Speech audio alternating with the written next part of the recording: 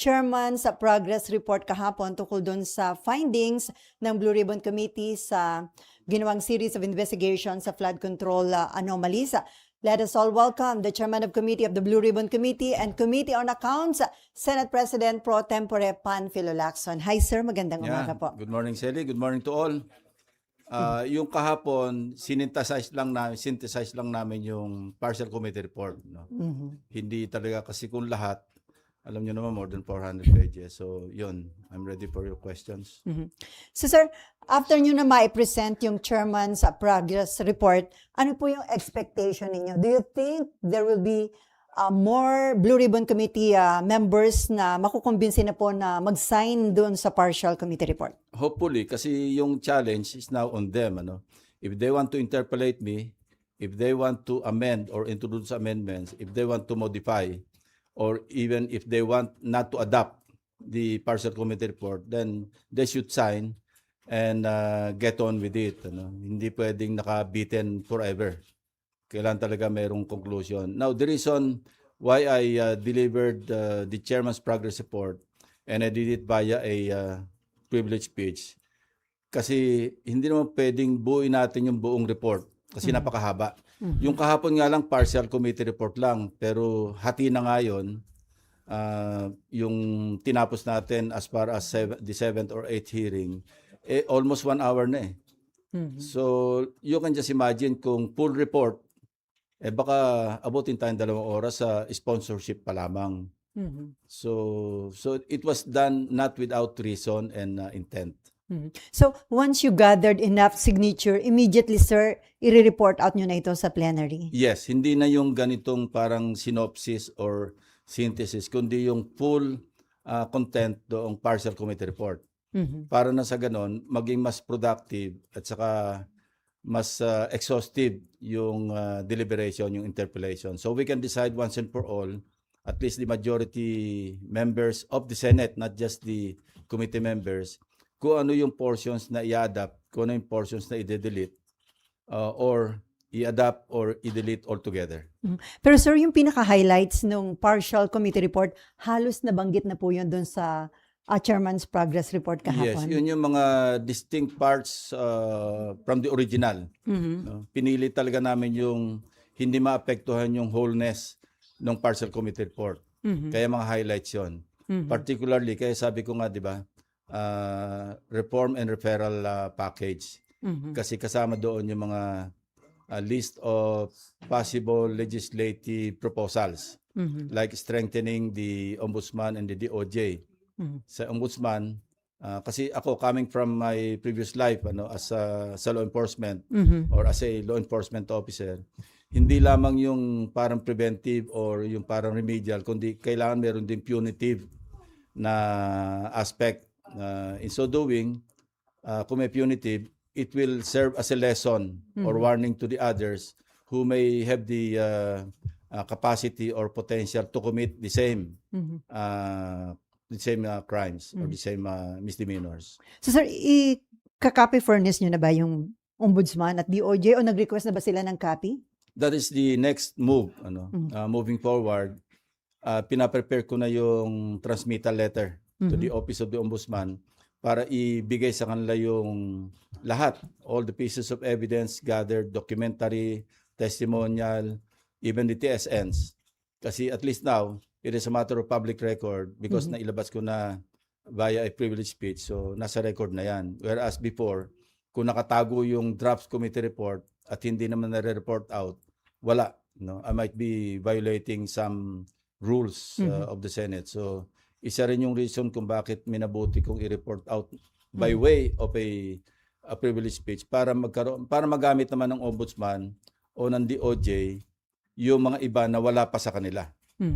So, for now, sir, walang bagong BRC member ang nag-express na ng intention to sign the partial report? Wala naman nag-indicate as of yesterday or as of now as we speak. Sir, according to Senator Jinggoy Estrada, hindi naman daw masama ang kanyang loob, pero kung napagbigyan daw siya na makapag-interpellate sa inyo kahapon, ang itatanong daw niya, una, kung alam nyo na daw sino yung mastermind sa flood control anomalies At pangalawa, sapat daw ba yung isinole nila dating DPWH Undersecretary Bernardo at Henry Alcantara na ngayon ay mga state witness doon sa flood control anomalies? Kasi kung pinagbigyan ko siya and I yielded the floor, I would be very inconsistent. Kasi sinabi ko na until then or until I gather the necessary signatures para makapag-report out ako, I'm not yielding the floor. So, tinransfer ko lang yung responsibility sa kanila. Kung gusto niyo pag-usapan natin na masinsinan nito, pumirma kayo. Wala namang masamang pumirma. I cannot understand for the life of me, bakit hindi ka pipirma? Si Senator Erwin nga, di ba? He already indicated or manifested na may mga disagreements siya, but still he signed. Para lang mapag-usapan, para kung ano yung hindi siya nag-agree, may introduce na as amendments or i-discuss namin by way of interpellation. So, ganun dapat. So, kaya hindi ko maintindihan, pwede ka rin naman magpirma na hindi ka sang-ayon, altogether, nag-dissent ka, at least pumirma ka. So, talagang mahirap maintindihan. Except for one possible reason, at ito in-indicate naman, sinabi naman ni Senate President, kasi noong sinabi niyang tutulungan na lang kita na mag-gather ng signature. So he called, I think he called some of them. And at least one member of the majority was, candid enough to admit to him na pasensya ng SP kasi may nakiusap sa akin taga-minority.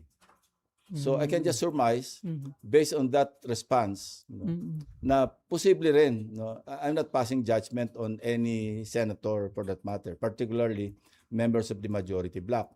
Pero possibly, baka meron din nakikiusap na para hindi ma-report out. Kasi yung nangyari sa mga pagdinig, medyo, maski pa paano, may effects sa kanila, di ba? At least yung mga na-mention.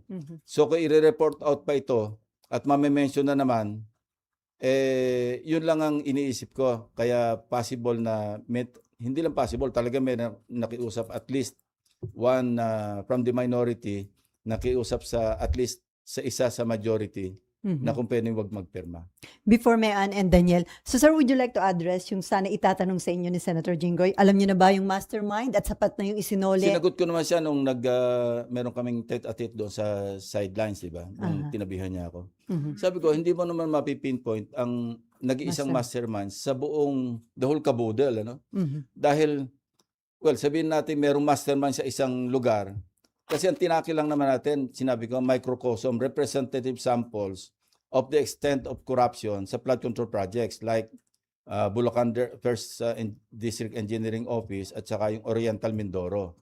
Now we intend, and as we are now gathered here, tuloy naman yung mga teams na sabi ko mag-extend kayo hanggang Visayas and Mindanao para lang makita natin how widespread yung corruption pagdating sa flood control projects. Ang next way forward also is to scrutinize yung mga, di ba pinakita rin namin, scroll namin yung mga letters from different lawmakers, congressmen and senators requesting for allocables. Kasi ang isa sa recommendation namin, alisin na natin yung allocables, alisin natin yung leadership fund altogether, saka insertions. Mag-stick na lang tayo sa mandate talaga ng lawmaker or legislator na mag-legislate, hindi yung mag-insert ka only for the purpose of or the intent of implementing it para makakuha ng kickback. So isa yon. So but we will zero in on allocables that were given due course by the DPWH, pinagbigyan. Tapos further we'll zero in on the projects na pinagbigyan na merong defects, substandard. Hindi naman yung altogether, lahat ng allocables, because at that time, or even up to now, hindi naman talaga illegal yung allocables. Although I personally believe, it's not proper. It's not appropriate for legislators na magre-request ka sa agency for what? Well, probably they'll say, para sa constituents. Pero saan ang galing ang pag-aaral niyan? Kaya gusto ko, di ba, magkaroon ng horizontal and vertical convergence, meaning may coordination ka sa local government units na nangangailangan. Tapos naka-coordinate ka rin sa mga agencies na mag-i-implement. Pero kung parang whimsically, mag-request ka ng allocables, thinking na yung contractor mo yung mag-implement, that's wrong. So yun ang way forward. na zero in hanggang ma-determine natin how many projects among those allocables as requested and given due course yung na-implement at naging ghost project or substandard. Nandun ang mali, nandun ang napakamali. So, meron kaming mga in-inspection na suspectedly may defects in project. So, Sir, yung tanong na kung enough na ba yung sinole ni na state witness sa Bernardo and Alcantara, is it, kayo ba ang pwede only my mag-get? own opinion based on my dealings with Yusek Bernardo Mhm. and based on what I know do sa extent ng kanilang participation, I don't think enough. Kasi lumabas na naman na si Yusek Bernardo, di ba, nag-commit siya ng 1 billion ba? Mhm. And 1 si billion. Henry Alcantara, I think 200, 300 million.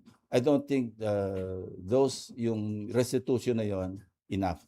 As far as I know, no, na naging participation nila do sa flood control anomaly. Who will determine ba, sir, kung enough na yun? Ano yon? Yung korte? I think that's covered by a MOA between the state witness willing to restitute and the DOJ, yung kanilang witness protection program.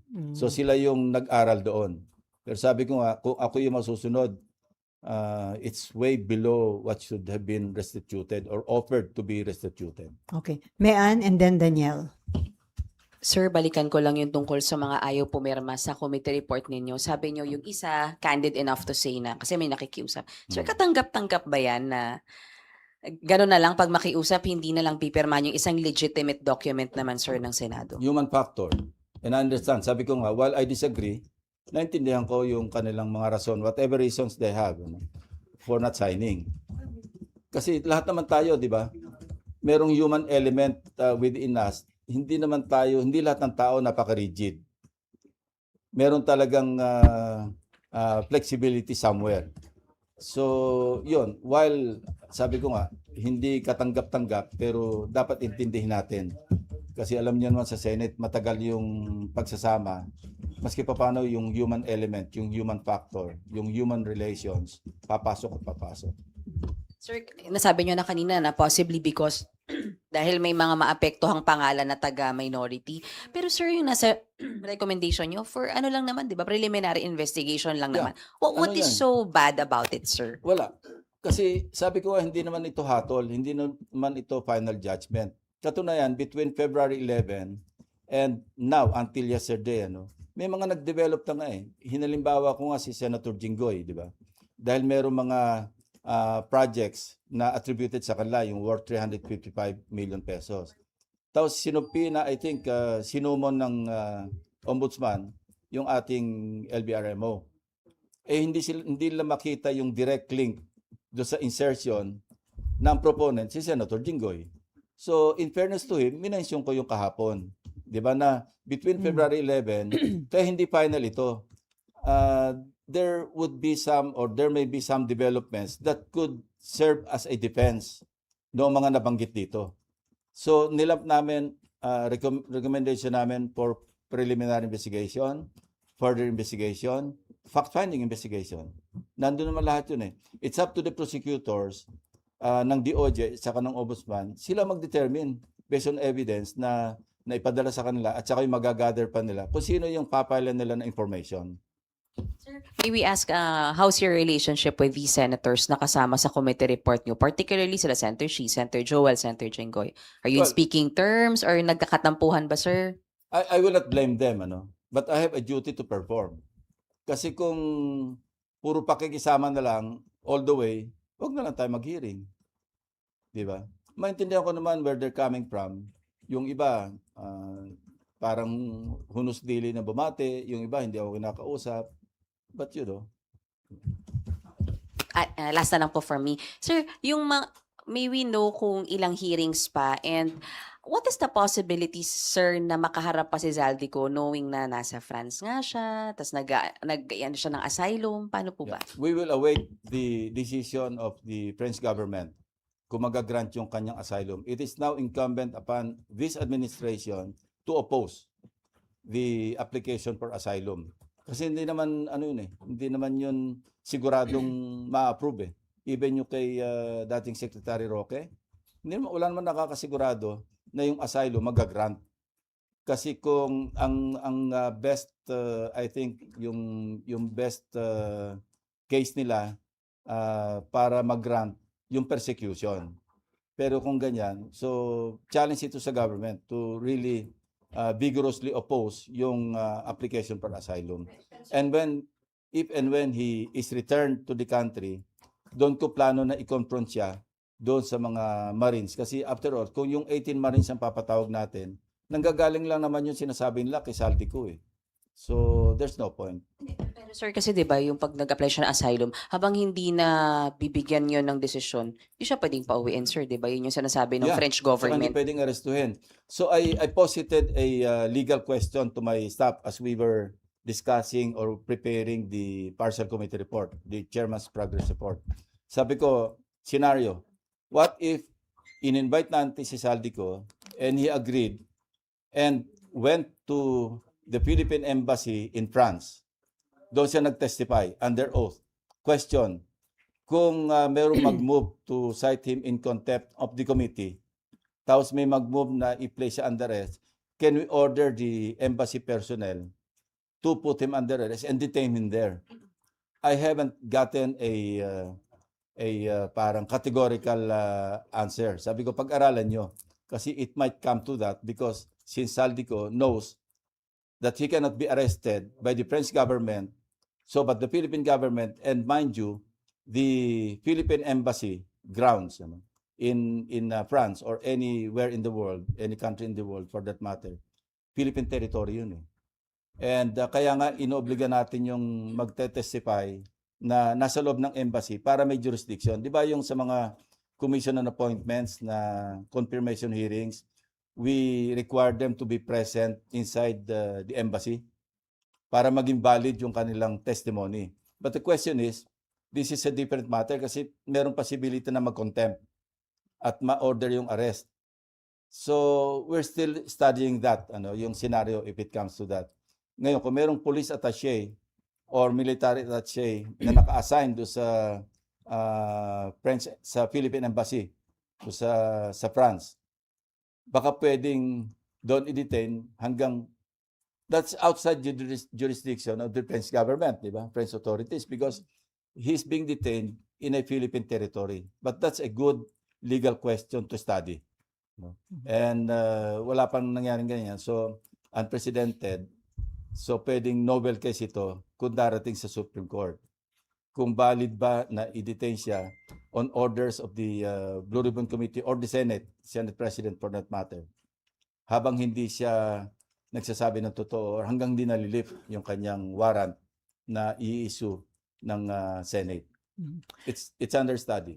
Thank you, sir. Okay, before Daniel and Nympha, sir, napansin lang namin kahapon sa privilege speech nyo, hindi nyo binanggit yung names ng mga nirekomenda na isailalim sa preliminary investigation, although nasa slides. Yeah, napakahaba eh. Dahil niwasan nyo lang na Kasi tumagal. nung inoorasan namin, at least 45 minutes, magro-roll call pa ako doon.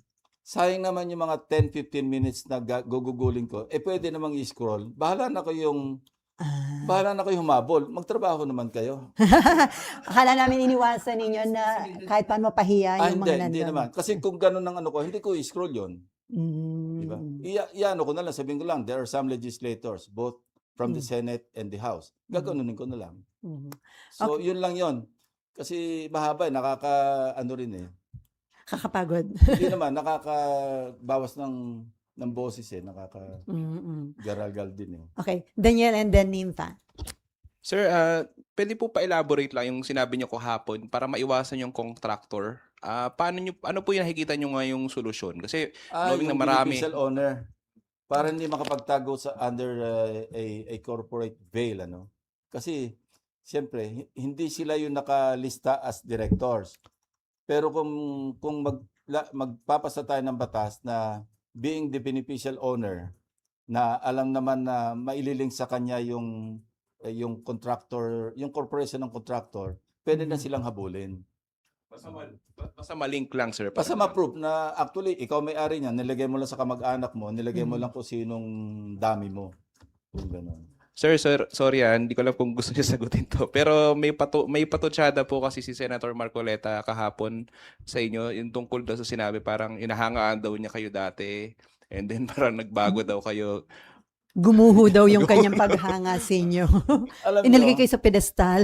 nung nasa media pa siya, hindi pa siya congressman, hindi pa siya senador, talagang ramdam ko naman yun kasi pag ini-interview niya ako, nag-express naman siya ng admiration for what I was doing sa PNP. Sinabi naman niya na kinonfide niya kay Senate President na hanga ako diyan kasi walang nakagawa ng ginawa niya nung PNP siya. And I also mentioned that in my speech, di ba? Na more than 50 years, consistent naman ako. So ang sagot ko lang, hindi naman ako nagbago at hindi naman ako kailanman magbabago.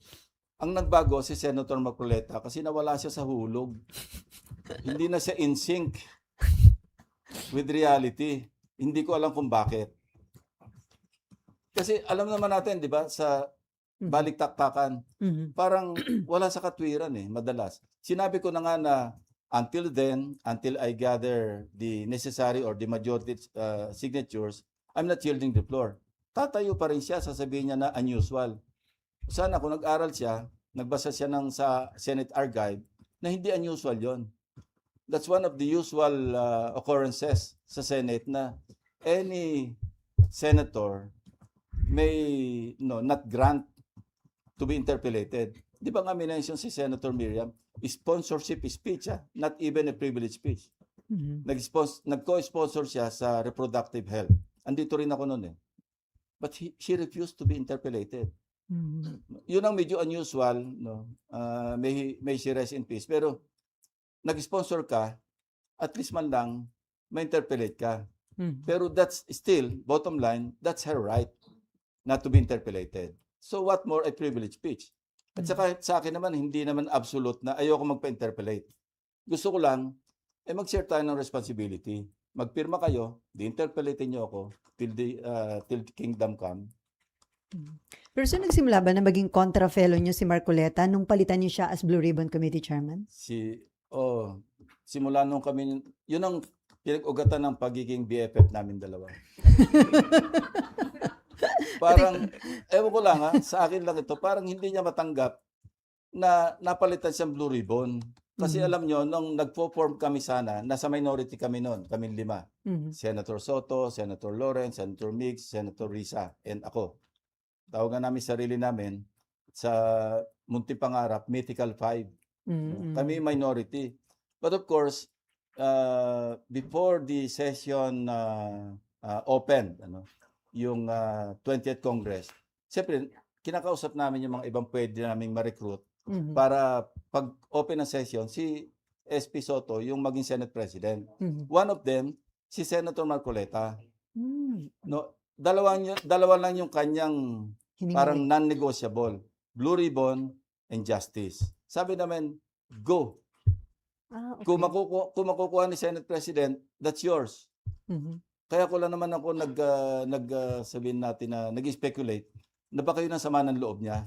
Kasi 2 hearings lang, napalitan na siya. So, yun. Sana maging BFF uli kami na totoong BFF. Okay. Sir, There's always a proper time for that. Sir, may patanong lang si Mav po. Meron daw sulat kamay ni late Undersecretary Cabral na nag-allocate siya ng 500 million pesos na mga projects daw kay Senator Marcoleta.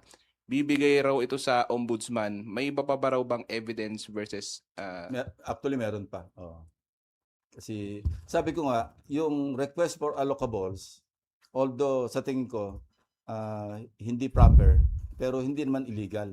Kasi dati naman pinapractice. Pero yung pinagbigyan, given due course, yung mga request, maski hindi lahat, again, hindi pa rin illegal yon. Pinagbigyan ng DPWH. Pero yung binigyan ka ng items, tapos sinubstandard ng contractor mo, ginos project ng contractor mo, doon may problema.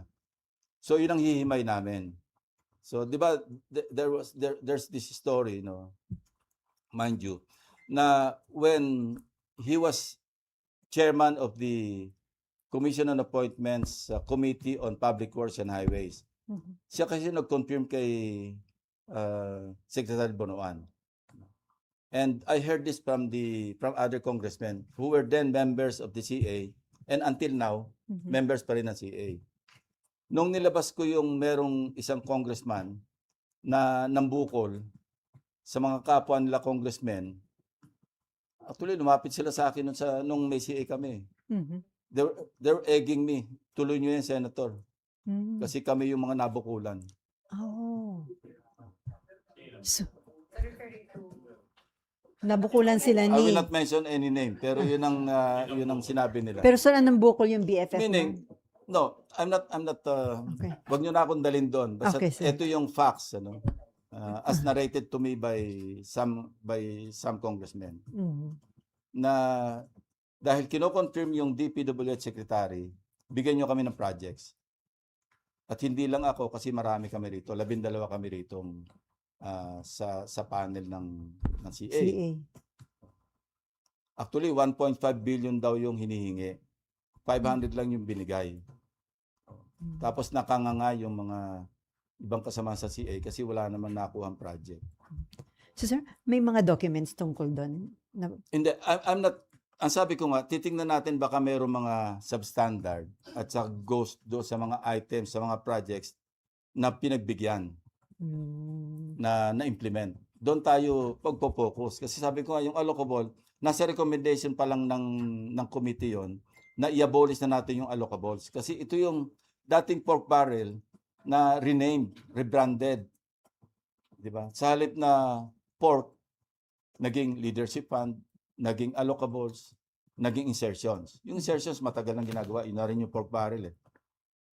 So yun ang dapat ma-abolish. So, para lang meron tayong way papunta doon sa direksyon na maalis yun, kailangan magkaroon din tayo ng sample kung bakit masama ang allocables. So sa yung mga CA members na nanghihingi ng project doon sa DPWH Secretary, mga kongresista lang po? Yun ang information. No? Also coming from them. Okay, Daniel, meron ka pa? Okay, Nympha. Sir, binanggit nyo kahapon at kanina rin, ipopursue ninyo yung tungkol sa mga allocables and may nag-gather kayong papers from DPWH. So, Meron. Pati kay dating Undersecretary Cabral. Aha. Kasi at that time, nung lumabas na yung parang na-involve na implicate si dating Undersecretary Cabral, she sent word, no, nagkaroon ng feelers, overture, na gusto makipag-usap. So, nung una, lawyer niya lang muna nakausap namin. But as parang pareho nung kay Bernardo, yung unang usap namin, denial, aamin ng konti. So, galing na ako doon kay Yusek Bernardo na merong inamin pero bitin na bitin. Sabi ko sa lawyer, mag-usap muna kayo ni Yusek. Pag medyo buo na yung loob niya, to tell all, kasi back and forth yun eh. Yung kay Yusek Bernardo, inabot kami ng 4 na meetings before he finally caved in, so to speak, and tell the whole truth. Marami kaming bulahan muna bago umabot to sa, sige, lahat po sasabihin ko na. So, having that experience, ayoko na maulit yung kay Yusek Cabral kasi alam ko saan patungo eh. Kasi ganun din ang pinagsimula namin ni Undersecretary Bernardo. Ang unang diga niya nga sa akin, Senator, hindi kami magkakilala, first time kami nag-meet. Meron lang nag-mediate para nag-ano sa akin na gusto makipag-usap. Sabi ko, go ahead.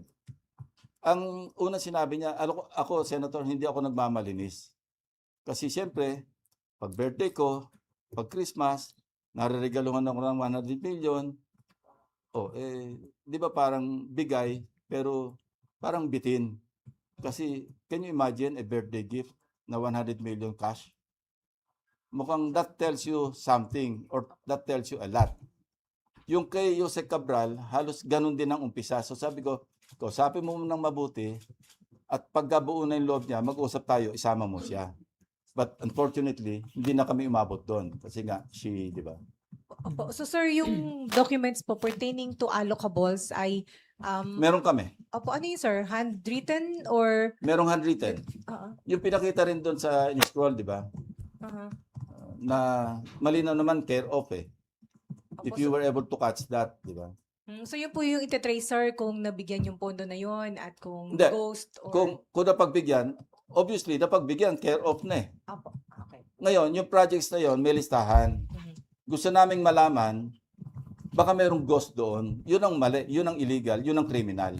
So, sir, senators and congressmen po ito. Yeah, both. Marami. Marami yun. Meron ng isang legislator, ganyan kakapal yung kanyang request eh. Kaya lang, di ba, nagkataon lang, ewan ko ba itong mga staff ko, bakit yung iba malabo, yung iba malinaw.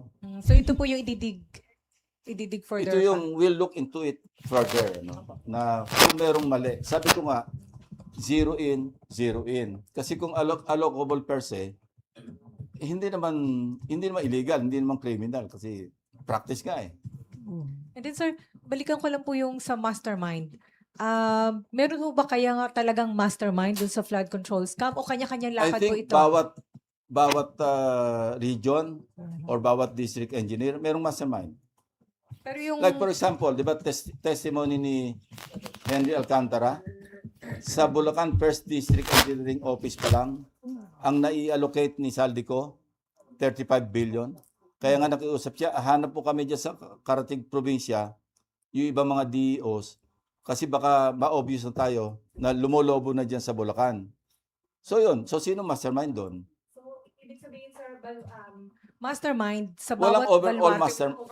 I don't think there's an overall mastermind kasi nga, di ba, ano to eh, driven by greed. Saka sabi ko nga, di ba, parasitic eh.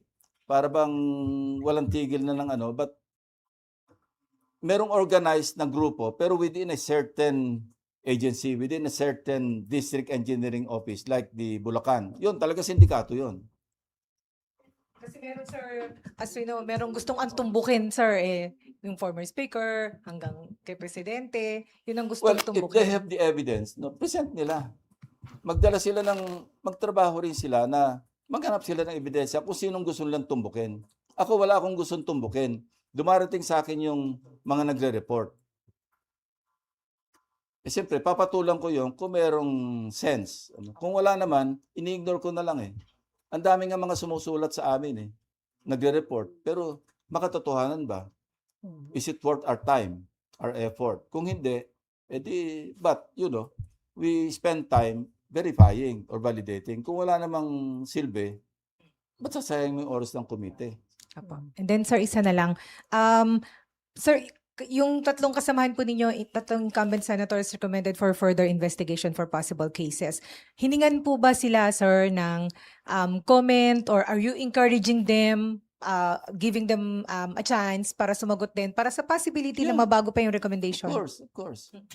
Kung nagpirma lang sila, that's their platform to defend themselves. Habang nag-interpolate, di sabihin nila, hindi totoo yan kasi ito, kaya baka pwedeng strike out natin dyan sa record ng committee report or partial committee report, yung portion na ako nire-recommend. Di ba Walang mas mainam yung ganon? Walang naging ganong request, sir, na from the three. Wala. Kasi kung umabot kami sa interpellation, sa amendment, at makatwiran yung kanilang amendment, natanggalin mo yung pangalan ko dyan, dahil hindi totoo yan, ito yung aking depensa, at nanalo sa botohan, halimbawa, or na-convince ako as chairman, sponsor, sabi ko, accepted. O di tanggal yung pangalan na sa final, yung sa adopted committee report. Sir, Walang ganun eh. so bukas pa rin po kayo and are you encouraging them? Definitely. You're encouraging them, sir. Yeah, gusto natin yung healthy discussion healthy deliberation. Para maliwanagin talaga natin, marinig natin lahat ng sides. Kasi sa amin, based lang doon sa nag-gather namin sa mga committee hearings. Okay na? Okay. Badet and then Marlon. Badet, ikaw. Balik po tayo kay Saldico. Sir,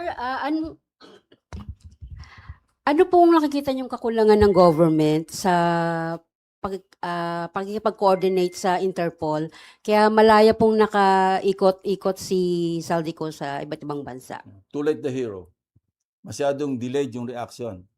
And again, I cannot understand why the Secretary of Justice would go there himself.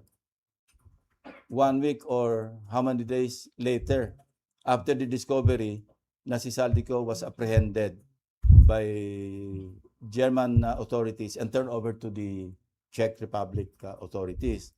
Dapat yon agad-agad, at first instance na na-discover, di ba dapat tinawagan natin yung embassy kagad doon. Alamin nyo kagad, nasaan, anong problema, kailan may uwi. I think that's one parang shortcoming na nangyari rito. Pero hindi indication yun, sir, na hindi sila serious or sincere dun sa I don't want to comment on that. But yun ang nakita kong shortcoming kasi why did it take that much time before they actually exert effort para alamin man lang kung nasan si Saldico. At saka yung Interpol, ang tagal na yung request na yan eh. Mhm. Dapat yan, kasi nakita ko doon yung bagong PCTC, ng transnational. Late na rin siya eh. Kung noong sinabing si Saldico, apprehended, nando sa Czech authorities, apprehended by German authorities, dapat lumipad na yung PCTC o nag-coordinate na sa Interpol. Kasi ng counterpart natin as far as the PNP. Sa NBI, may sarili rin silang parang relationship sa Interpol. Dapat day one, pumunta na yung o nag-inquire ng PCTC at nag-request na ng red notice. Bakit noon lang dumating sa presscon? Kita ko si Prestosa, General Prestosa. Late na rin eh. Mhm. Dapat yun ang pinalo up. Ako nga, nung inisyon ako ng warrant of arrest ni XPGMA, parang a few days, nasa red notice ako eh. Bilis. Kaya lang, di na ako nahuli. Mas mabilis. Mas mabilis sila sa akin. At least yung panahon na yun. Mhm. Kaya na mabilisan na ganun. Kasi nandyan lang yung headquarters ng Interpol sa Lyon, sa France. Nandun eh. Mhm. May Pilipino pa nga tayong nandun eh. Na nasa Interpol eh. Ano ba yung, even before he was apprehended, dapat meron na tayong coordination directly with the Interpol. Ito yung voluminous documents na kailangan namin si Saldico to answer for certain crimes. Ewan ko, why they did not do that. Ano? Sir, hindi naman kaya deliberately mabagal.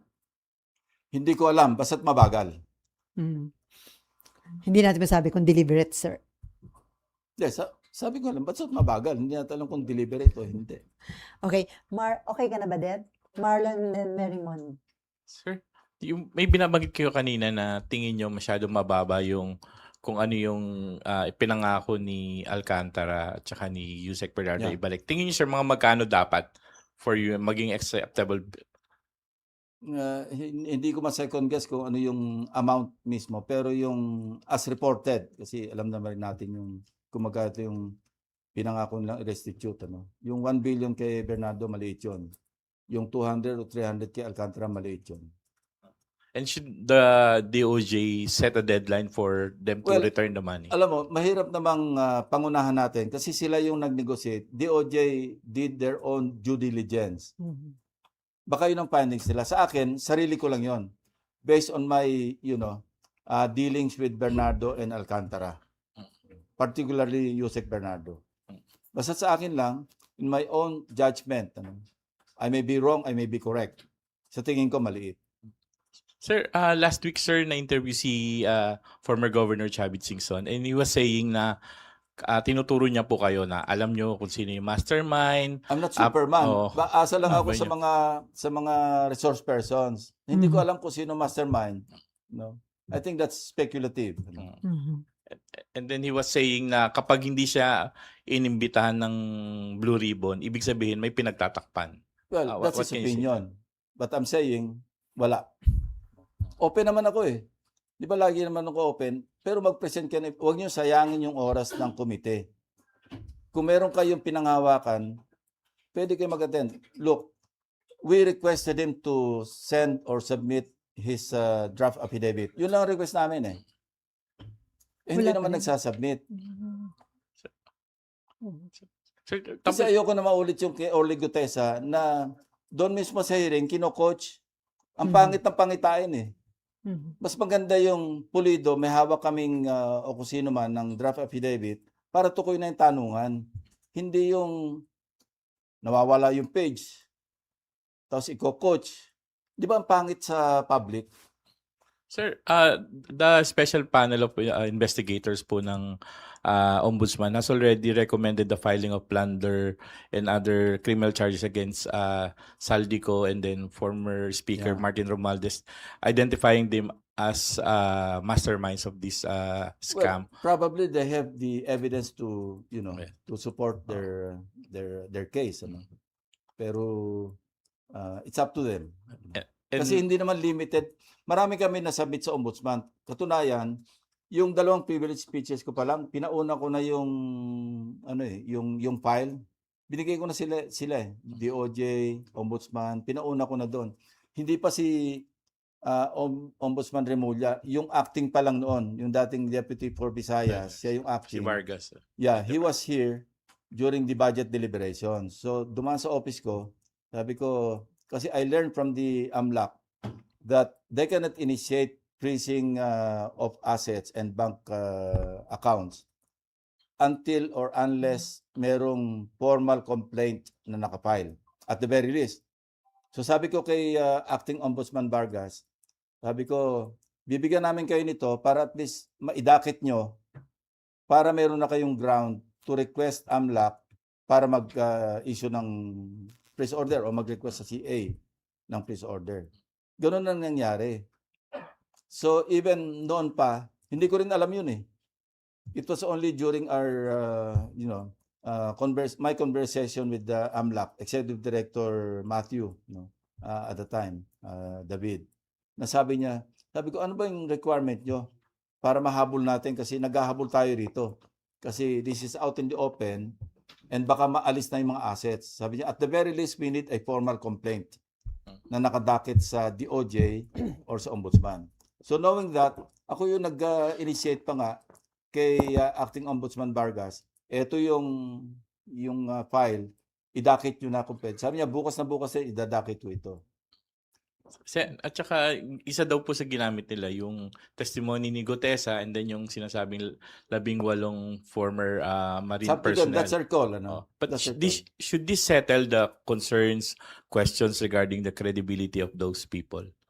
Well, sa akin, yung 18 Marines, ex-Marines, sinabi ko na ito, 805 billion pesos. Mhm. Parang physically impossible na ma-deliver mo in such a short period of time. Computation nga, di ba, 5 years. Now, kung merong ibang computation o meron silang alam na iba at sinama nila yun, that's their call. Kasi after all, sila yung magdidetermine ng probable cause. Hindi naman yung Senate ang magdidetermine ng probable cause eh. Yung sa amin, recommendatory kami kung sino yung pwedeng mag-undergo ng preliminary investigation, kung sino yung pwedeng i-further investigation o i-fact finding, yun na sa amin. Hindi naman kami prosecutor eh. Mas alam nila yung trabaho ng prosecutor. Okay, before Merrimon, sir, ano yung possibility na bago mag-adjourn si NIJE, magkaroon ng another hearing ang Blue Ribbon Committee? Big possibility kasi nga sa ibang lugar Mhm. Visayas, Mindanao, kung merong mga ma-discover doon na mga ghost pa rin o kaya substandard, we will pursue para lang maipakita natin na hindi lang limited sa Luzon Mhm. yung ghost projects at saka yung substandard. Tapos yun nga, yung para makita natin na pati yung mga issue ng mga allocables nauuwi rin sa mga ghost at saka substandard. So sir, kahit wala pang enough signature yung partial report, pwede nang mag-resume ang session? Yes, we can. Depende sa, sabi ko nga, di ba? Once ay mailabas ko na rin to, kahit through a privilege Chairman's- speech, ah, okay. we can resume the hearings. Mhm. Okay, Merrimon. Sir Merrimon Reyes from One Yeah. News 1PH po. Sir, yung sa partial committee report, balikan ko lang po. So kulang pa po ng 2 signatures. Tapos nabanggit nyo, more likely meron from the minority na nagsabi sa majority na wag munang pumirma. Do you think ito po ba ay pwedeng magresulta to another Senate leadership shake-up? Meron po bang senador sa inyong lumapit na nagsabing, di mo na ako pipirma kasi baka natatakot akong magkagulo-gulo ulit yung liderato? Wala namang nagsabi ng ganon, pero you could be right. Baka iba nag-aalanganin din, baka magkaroon ng kanya-kanyang dahilan. Sabi ko nga, I also understand whatever reasons, whatever reasons, kanila yon, unless proven otherwise, valid yung reason nila. Pero sir, kung mauwi po ba doon, do you think kayang kunin yung numbers para magka-changes against the Senate leadership? Well, sa akin, kung mangyari yon, di balik ako sa 5th floor. Sinabi ko ng staff ko eh. Ready kayo mag-pack up, balik tayo sa 5th floor. From 6th floor. Galing naman tayo talaga sa 5th floor. Siksikan ulit tayo doon. Sanay Okay na. naman kami. Sanay minority, majority. Pareho naman sweldo eh. Ingmar and then Mean? O Mean before Ingmar? Sino ba? Actually, natanong na sir yung kung kailan po, meron na po bang possible date for the next Wala pa. We're still, consolidating lahat ng documents. Para yung hindi na-cover sa first 8 hearings, i-pursue natin sa succeeding hearings. And yung allocables nga sir. So, Yeah, bali that's one kung issue. kung makakakuha na ng enough information about supposed irregular flood control projects sa Visayas at Mindanao, Yeah. doon lang po magkaka-next hearing. Yeah. Hindi lang Visayas Mindanao. Kung merong allocables na nauwi sa GHOST at saka sa substandard, we may resume the hearings. Sorry, sir. Before CND adjournment. Yeah, kasi meron pa naman kaming 1 month. window. Yeah. Dahil sabi ko nga, kasi ngayon nag-interpellation, nagdi-deliberate sila sa plenary sa House, hindi agad-agad matatransmit yun eh. Kasi assuming na matapos yung kanilang deliberation, so give or take 1 week, so next week, sabihin natin May 14, May 15, matransmit. Hindi naman pagka-transmit, while mag-constitute kami into an impeachment court, hindi naman nag-trial eh. May proseso pa yan, may procedure pa yan na papadala mo ng summons yung respondent to comment. After 10 days, papadala mo yung prosecution to reply, di ba? Tapos may stipulation ng between the two panels, defense at saka prosecution, that will take a few days more. So yung calculation namin, kung halimbawang mga middle of May, may transmit, parang nasa mga, I think makapagbakasyon pa kami after ng break. May chance pa. Na hindi pa Earliest- magta-trial. Sir, napunta tayo sa impeachment. Earliest po, sir, ng trial. Mahirap Possible. mahirap eh. Kasi hindi natin alam nangyayari sa House eh. Hindi nga natin alam kung magkakaroon ng 1/3 Vote. votes doon eh. Sir, before lang ako bumalik sa impeachment, sir, yung walang overall mastermind, sabi nyo, why do you say that na walang talagang isang malaking taong nag-uudyok at nagko-command sa mga to, kundi regional mastermind lang? Based on evidence. Based on evidence. Walang isang taong pwedeng mag-command sa lahat ng RD. No? Not even the DPWH secretary na ito. Merong mastermind. Sa Bulacan may mastermind. Sa Mindoro may mastermind. Pero may mga interlocking parang interventions na maglagay ako dito sa region mo, meron ako dyan. Isang tao, maglagay ko sa region mo, meron ako dyan. Merong ganon. But sir, kung si Zaldico yung nag-a-allot ng karamihan sa pondo, Siya yung APRO eh. ano pong tawag sa kanya? Hindi ba siya ang mastermind? Hindi siya Well, considered as depende mastermind? sa evidence to be presented. If it comes to that and he is identified to be the, overall parang manipulator, so be it. Pero yon, hindi mo pa rin siya ma-attribute na mastermind. Harap lang siya sa napakaraming tawag dito, counts ng kaso. Meron siyang plunder sa Bulacan, may plunder sa Mindoro, may plunder siya sa kung saan man. Yun na lalabasan. So, series or number of counts of cases na involved siya. Pero would that make him the mastermind? I don't know. Pero yung mga regional mastermind, Pag sinabing mastermind, fully organized, parang mafia, na lahat na sa'yo susunod. I don't think so kasi merong mga hindi niya rin kayang, probably hindi ko sigurado, based on evidence, meron din talagang particular congressman, not necessarily Saldico, congressman contractor, na nagmamanipulate siya within his sphere or area of influence. Di ba? Sir, isa na lang. In case matuloy yung impeachment trial, safe to say magsa-stop po yung hearings ng Blue Hindi. Ribbon? Kaya nga sabi namin, impeachment trial at saka yung session, simulan natin sa hapon. Para yung umaga natin libre, para yung committee hearings, not only yung Blue Ribbon, kundi other legislative, yung mga bills pending, magkaroon ng space para sa committee hearings, para ma-report out pag may session. Kaya pinag-aaralan namin yung scheduling eh. Pero ang suggestion ko, ibakante natin yung umaga. Kasi pagka ginawa nating umaga session, tanghali yung impeachment, saan sisingit ngayon yung committee hearings? Sabado-linggo? Wala kang quorum. Sir, nung time ni CJ Corona, walang hearings. Walang committee hearings, sir, diba? Session and lang Friday. Yeah, parang gano'n. Kasi merong umaga tapos hapon. Pero sir, Pero ngayon maraming kasi simula lang ng ano eh. Ang difference kasi noon, bandang December na yun eh. January, sir. Marami na naipasambatas eh. Ngayon, meron sa parang priority bills na hindi pa natatakel or nasa committee pa. Eh, pag hininto mo yun, di paralyzed naman yung legislative work. So, ang pinag-uusapan namin is, maski 2 p.m. to sawa, abutin tayo ng alas 10, alas 11, pero bakante yung umaga para meron tayong committee hearings.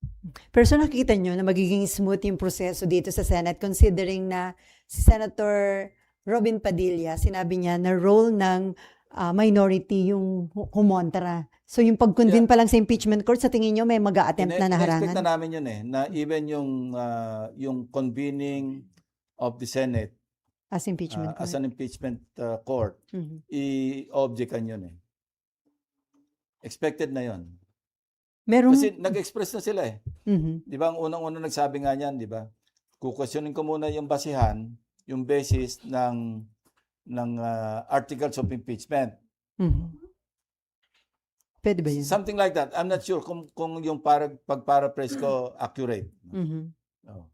Di ba sinabi niya, wala pa man yung impeachment, wala pa hindi pa nag-i-start yung proseso, kukwestiyonin na yung basis ng articles. So something na dapat paghandaan po ni SP Soto as presiding officer. Yeah.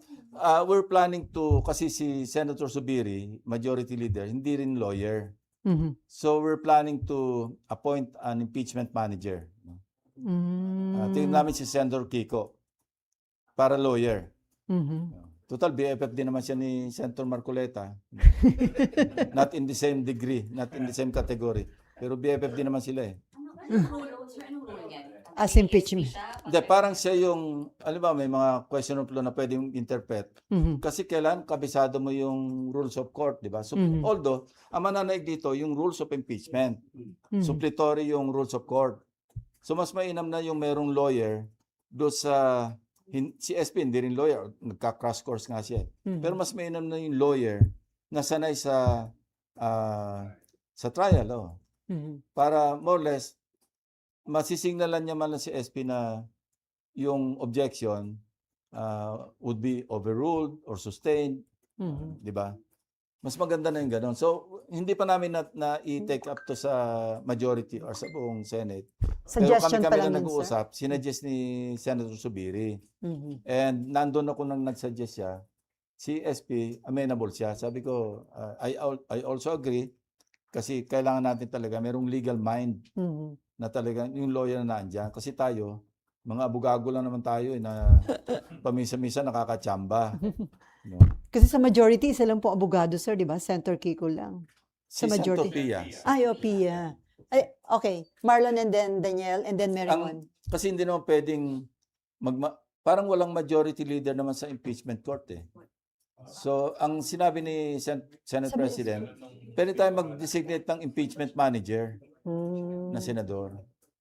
So, paano yun? As impeachment manager, Senator Parang Judge siya pa yung rin siya. Parang siya yung magsi-shepherd nung, aside from the Senate President, the presiding, parang siya yung bastonero sa floor. Mhm.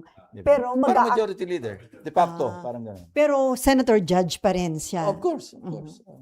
Okay. Hindi naman siya pagpapakita ng bias kung siya yung yung orderliness, di ba? Parang Magtitimon. timon, no? Parang may manggugulo, siya yung parang, hindi, dito muna, doon muna. Parang yung orderliness ng trial. Marlon, Daniel, and then Merriman. Sen, napag-usapan na po ba ng leadership? Kasi you were saying before na baka mga June pa mag-start yung mismong trial Ano ko kung lang yan, sakasakali. based lang sa yung 10 days, 5 days, Yes. preliminary conference, based lang yon, inestimate lang namin yon. Baka nga abutin pa ng July. Baka umabot ng July. July. And if Baka that first week of July. and if that happens Okay. po, Yung trial Sen, proper. Apo. And if that happens po, Sen, definitely maaabutan niya yung budget season, yung budget call. Napag-usapan na po ba yan ng leadership? Paano Yeah. niyo i-juggle yung Kasi yung experience ano namin kay ex-CJ Corona, parang 40 days. Ewan ko. Hindi. December hanggang January or February. mga 4. Oh, so, So, ilan yun? mga 4 5 4 months. 4 months. Four Yes. 4 months. So, 4 Aabutin. months. so kung umabot, I'm sure makapag-adjust kami sa schedule eh. Mhm. Kasi wala namang hard and fast rule kung anong susunding schedule ng impeachment court eh. Nakalagay sa rules dun eh, yung rules of impeachment. Ano eh, parang nandun yung schedule na daily at 2 p.m. pero para sa discretion pa rin ng impeachment court. And kahit naka-break. Well, even the Supreme Court, even the Sandigan Bayan, may break sila eh. Mhm. Di pa minsan summer break sa Baguio nga sila Apo. nag-conduct Summer ng mga session, ano yes. nila. Apo. Mhm. So I think entitled din naman yung impeachment court na hindi naman yung parang sagaran. Okay, Danielle. Wala naman naka-detain eh. Wala naman na-impede na liberty. Mhm. Hindi, Diba? ang ibig ko po sabihin, Sen, pwede pong magkaroon ng impeachment proceedings kahit na naka-CINIJ adjournment yung Yeah. yes. Mhm. Basta Yeah. nag-start, Mhm. makapag-convene. Maski naka-break, pwede mag-proceed Mhm. yung trial. Kasi independent naman ng Senate yun. Hindi saklaw ng CINIJ yung impeachment court. Mhm. That's a different animal. Ang sakop ng CINIJ, yung Congress, Yung legislative. but not the impeachment court. Nagkataon lang na yung impeachment court is the Senate. Mga antay sa impeachment, yun na yung nire-raise nila ngayon. Na dapat in session yung Congress kapag nagkakaroon ng impeachment. Hindi. That's separate entity eh. Mhm.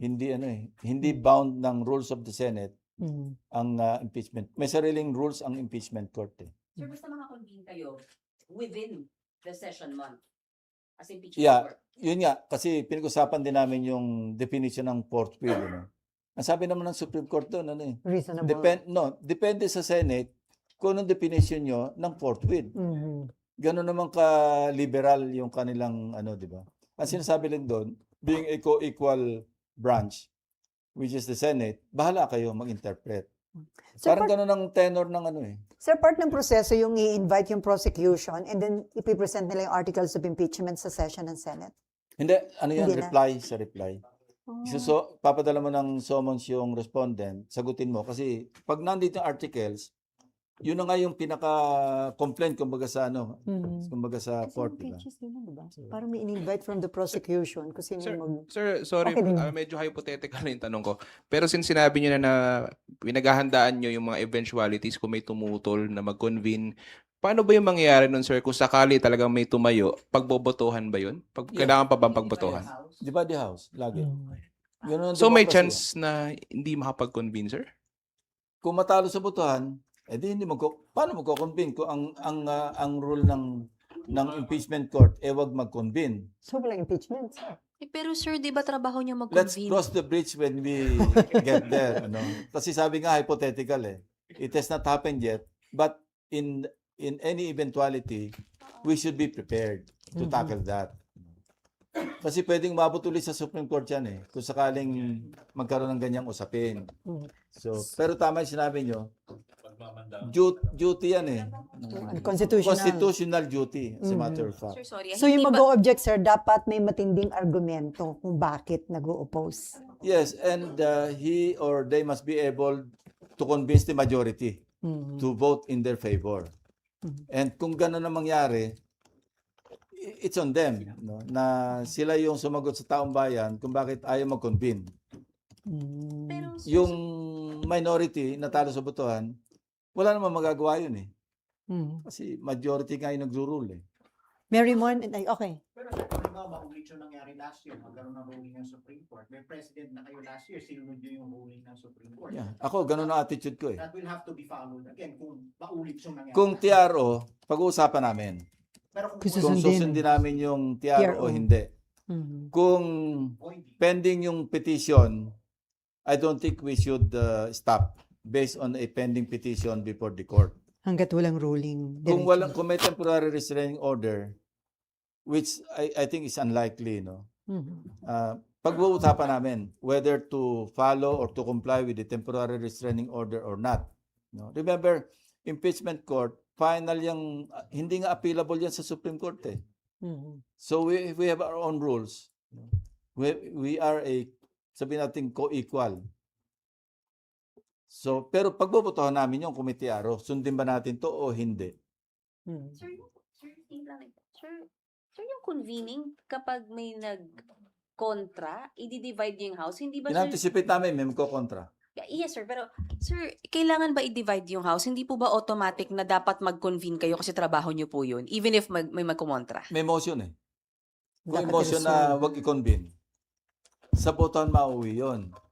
Kasi ang court, hindi naman one-man court eh. It's a 24-member court. Mhm. So majority pa rin yung magre-rule. Mhm. Ha? Yeah. Mhm.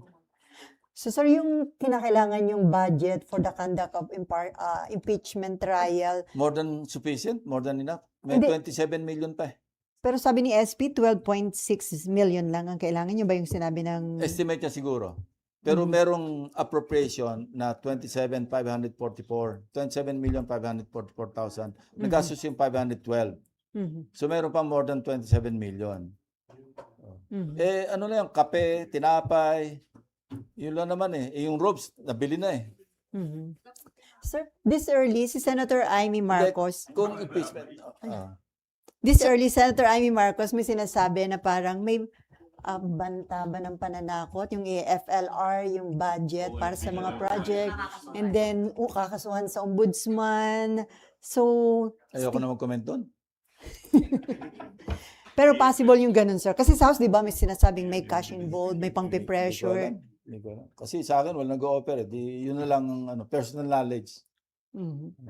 Okay, Amar. Sorry, balikan ko lang po yung sinabi nyo na pag may nag-oppose or kumontra dun sa pagko-convene ng impeachment court, i-divide yung house. Eh di sir, pwedeng hindi mag-convene kung mananalo yung ganong boto. Yes, that's a possibility. Kasi nga, 24-member court ito, na kung ano yung sabihin ng majority, yun ang ruling ng court.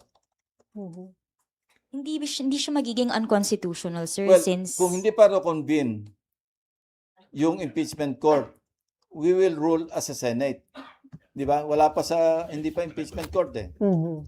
So Senate yung mag-rule as a body kung magko-convene ba kami o hindi. I'm sorry, it's not the impeachment court who will decide by a vote of majority kung magko-convene kasi hindi pa nga naka-convene. Senate pa lang, sorry. I have to Oo correct nga pala. myself. Kasi hindi pa kayo nakakapag-convene. Eh.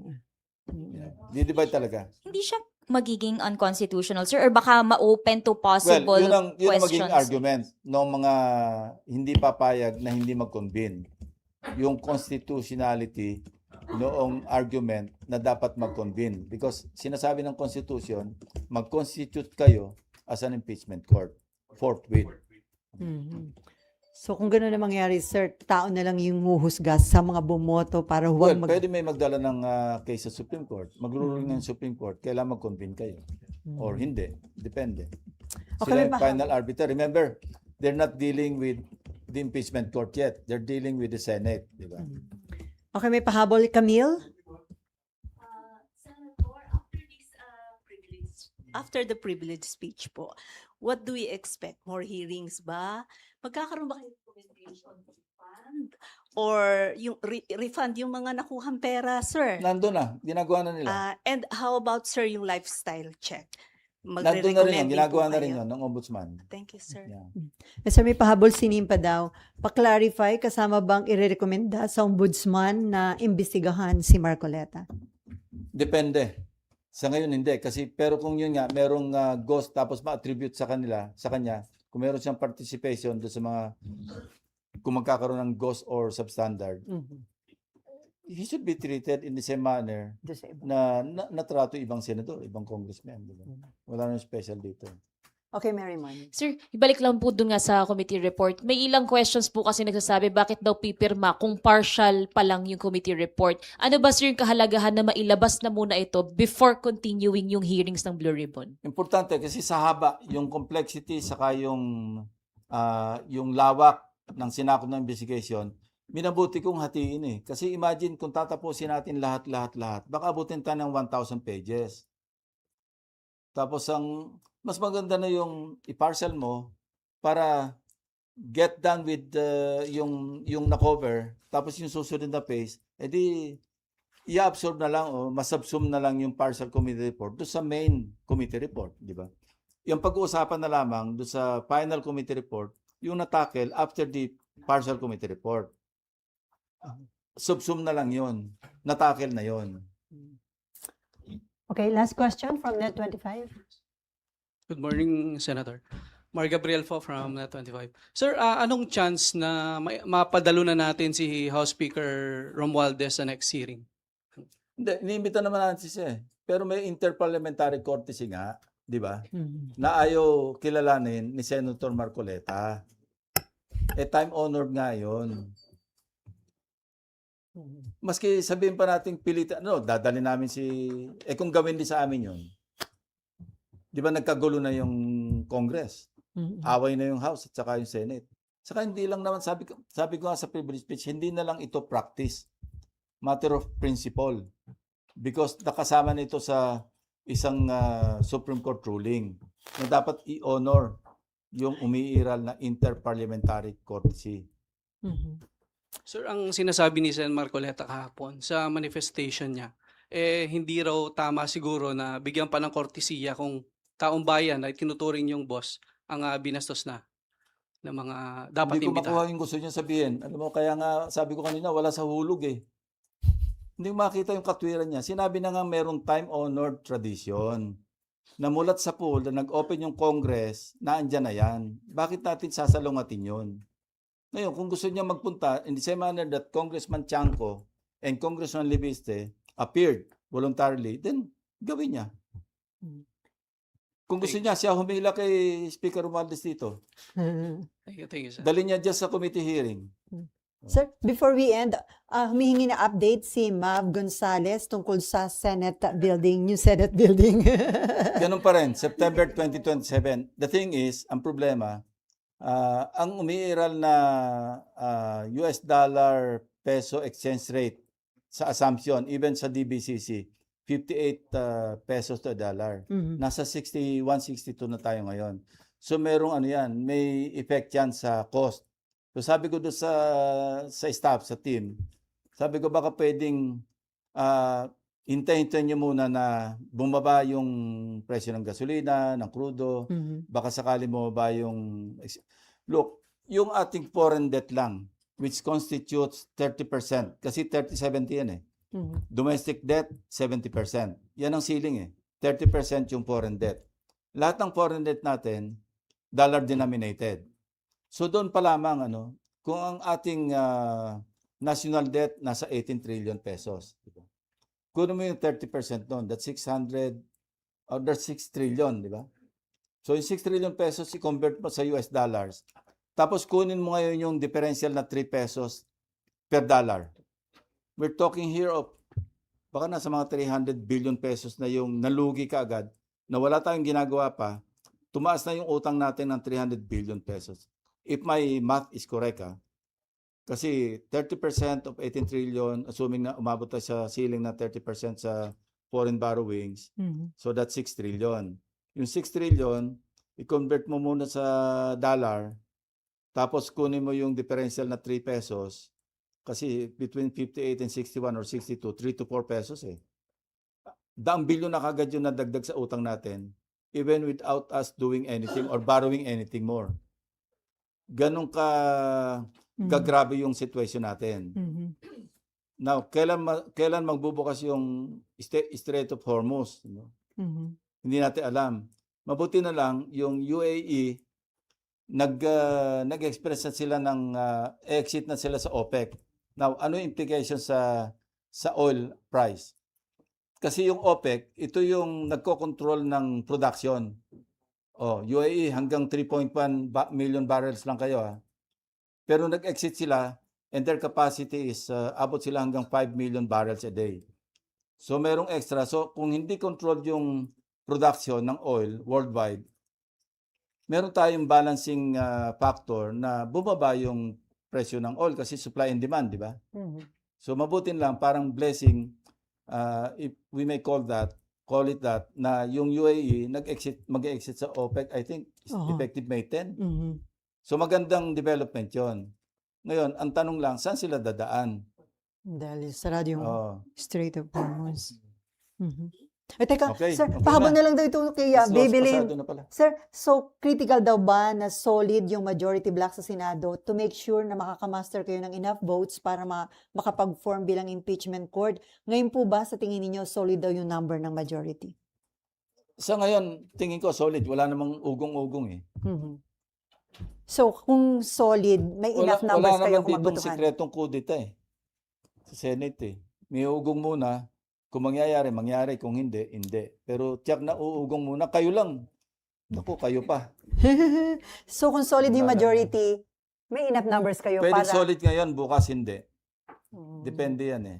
Mhm. Kasi impeachment or no impeachment, no, partial report or no partial report, yung change ng leadership, ano yan eh, nandyan lagi yan eh. Sir, do you think ang botohan sa impeachment will be along the lines of yung alliances dito sa Senate? I don't or- know. Ako, I can only speak for myself. Mhm. Wala pa akong formed decision. Titingnan ko muna yung ano. Iba kasi yung napanood natin sa House, Mhm. hindi sufficient. We need to listen to the defense and the prosecution. We have to see the evidence as presented and as rebutted before we can decide kung ano ba talaga yung decision namin. Magiging factor po ba yung 2028 election sa magiging decision Sa ng akin, mga hindi. senador? Hindi. Sa akin, evidence lang. Titingnan ko. Pero dun sa iba na I don't re-elections. know. I cannot speak for them. Mm.